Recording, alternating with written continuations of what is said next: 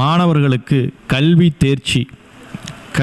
தேர்ச்சி அடைவதற்கு நாம் பிடித்தமான கல்வியை படிப்பதற்கு தமிழ்நாட்டில் மிக முக்கிய மாநகரமான மதுரையிலே உள்ளது.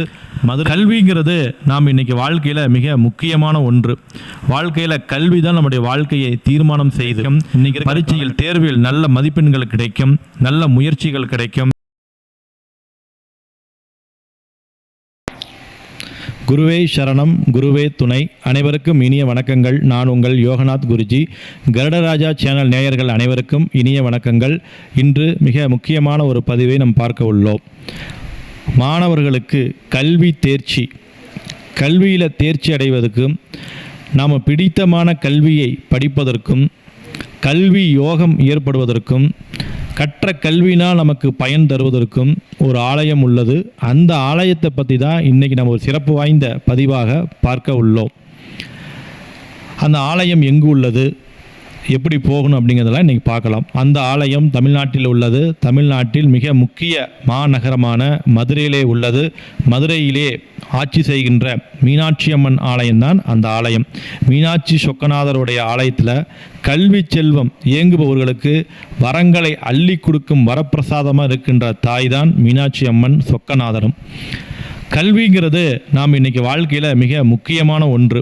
வாழ்க்கையில் கல்வி தான் நம்முடைய வாழ்க்கையை தீர்மானம் செய்து இன்றைக்கி இருக்கிற காலகட்டத்தில். அப்போ நம்ம கல்வியை எப்படி தேர்ந்தெடுக்கணும், எந்த கல்வியை தேர்ந்தெடுத்தால் நமக்கு நல்லா இருக்கும் அப்படிங்கிற ஒரு குழப்பத்தில் இருக்கும்போது நாம் மதுரை மீனாட்சி அம்மனை ஒரு புதன்கிழமை அன்று சென்று மதுரை மீனாட்சி அம்மனுக்கு ஒரு ஆளுயர மாலை, அந்த அம்மன் அளவுக்கு ஒரு மாலை வாங்கி சாற்றி முடிந்தால் குங்குமம் ஒரு 5 கிலோ வாங்கி கொடுத்து அம்மன் பாதத்தில் வச்சு நீங்கள் பூஜை பண்ணிட்டு வந்தீங்கன்னா உங்களுக்கு அந்த கல்வியில் இருக்கக்கூடிய குழப்பம் பரிபூர்ணமாக நீங்கும். ஐயா, நான் கல்வியில் தேர்ச்சி அடையணும், பாஸ் அடையணும் அப்படின்னு ஆசைப்படுறவங்க முதல் நன்றாக படிக்க வேண்டும்.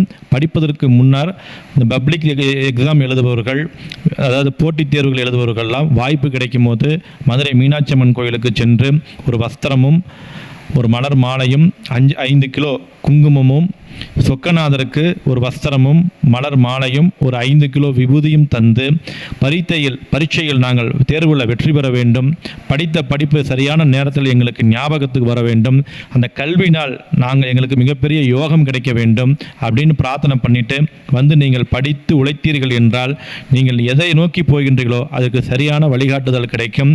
பரீட்சையில் தேர்வில் நல்ல மதிப்பெண்கள் கிடைக்கும், நல்ல முயற்சிகள் கிடைக்கும்.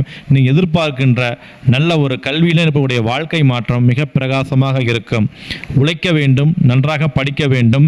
அந்த படிப்பதற்கான ஞாபக சக்தியையும் அந்த ஞானத்தையும் தருகின்ற அற்புதமான ஒரு கோவில்னா மதுரை மீனாட்சி அம்மன் கோவில். வாழ்க்கையில் கல்வி செல்வதற்காக இயங்குபவர்கள் நிறைய பேர் பார்க்கலாம். சார் படித்தோடனே மறந்து போயிடுச்சு, படிக்கிறது சரியான நேரத்தில் ஞாபகம் வர மாட்டேங்குது, பரீட்சைக்கு போனோடனே மறந்து போச்சு அப்படிங்கிற பிரச்சனை இருக்கவங்கலாம் மதுரை மீனாட்சி அம்மன் தாயை போய் தரிசனம் பண்ணுங்கள், மனமுருகி பிரார்த்தனை பண்ணுங்கள். புதன்கிழமை அன்றைக்கு போங்க, முடிந்தால் வஸ்திரமும் மாலையும் சாட்டுங்க. இல்லைன்னா அம்மாட்ட போய் மனப்பூர்வமாக கேளுங்க, அம்மா அருள் கட்டாயம் கொடுப்பாங்க. கல்வி செல்வத்தை தருகின்ற நிறைய கோவில்கள் இருந்தாலும் மதுரையானது மிகப்பெரிய நல்ல மாற்றத்தை ஏற்படுத்தி கொடுக்கும், கல்வி யோகத்தை கொடுக்கும். கல்விக்கு காரகனுடைய புதனுடைய அம்சம் பெற்ற புதனுடைய சாநித்தியம் அதிகின்ற கோவிலான மதுரை மீனாட்சி அம்மன் கோயிலுக்கு சென்று கல்வி செல்வத்துக்காக நீங்கள் பிரார்த்தனை வையுங்கள், நேர்த்திக்கடன் வையுங்கள், அனைத்தும் நிறைவேறும்.